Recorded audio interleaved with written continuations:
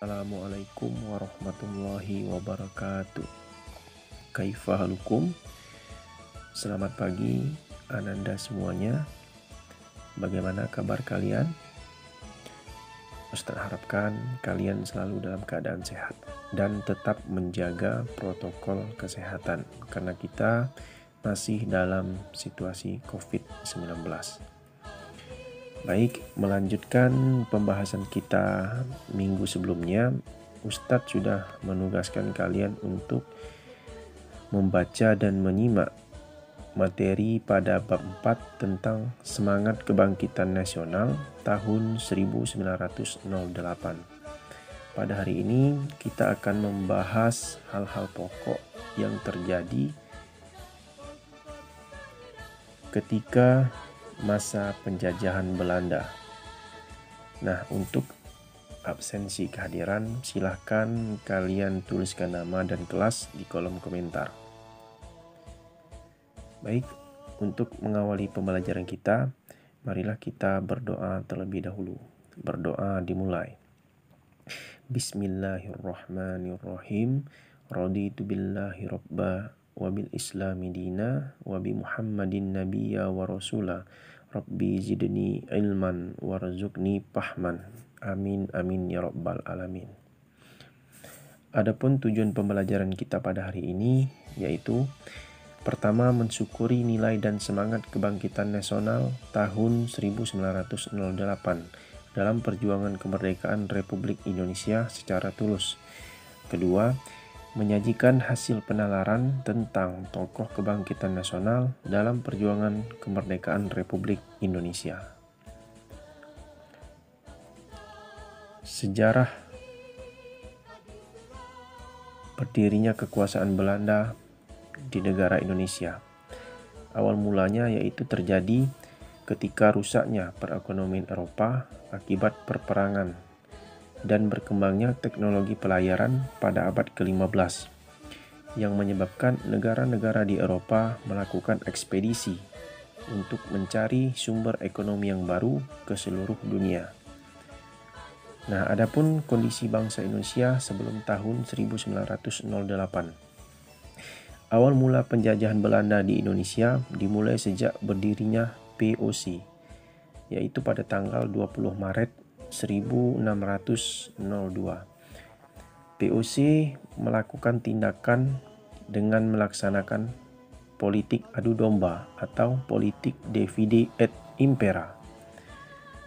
Nah, selanjutnya, beberapa penderitaan rakyat Indonesia pada masa kekuasaan POC.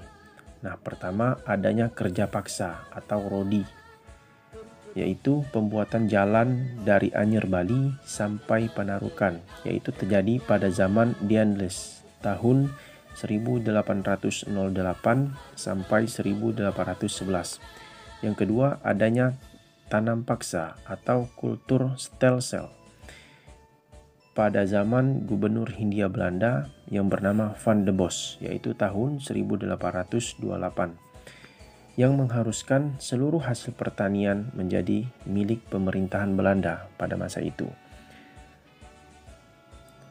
Nah, adanya pemberontakan yang dilakukan oleh Belanda di negara kita itu memicu semangat para pejuang-pejuang pada masa itu. Nah, adapun perjuangan melawan penjajahan semasa pemerintahan POC dilakukan oleh pertama, Sultan Hasanuddin Sulawesi Selatan. Kedua, Sultan Ageng Tirtayasa melakukan pemberontakan di Banten.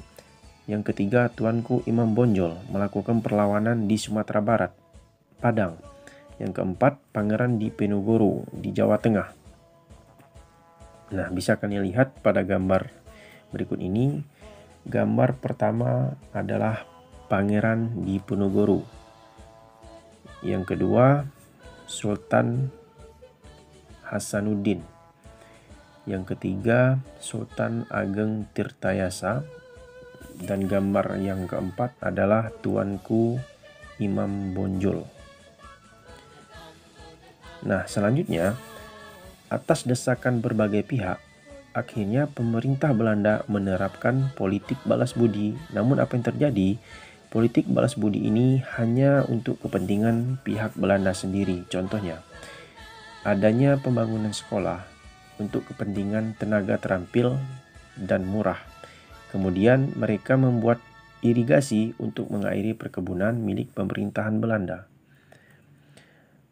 Namun, dampak positif dari pembangunan sekolah semasa penjajahan Belanda, munculnya masyarakat yang terdidik dan memiliki kesadaran akan kondisi bangsa yang sebenarnya. Seperti yang kita ketahui, masyarakat kita pada masa itu masih bodoh, tidak jauh dari kata kemiskinan. Nah, mereka yang mendapatkan pendidikan dan sadar akan nasib bangsanya selanjutnya menjadi tokoh kebangkitan nasional. Syukron dan terima kasih.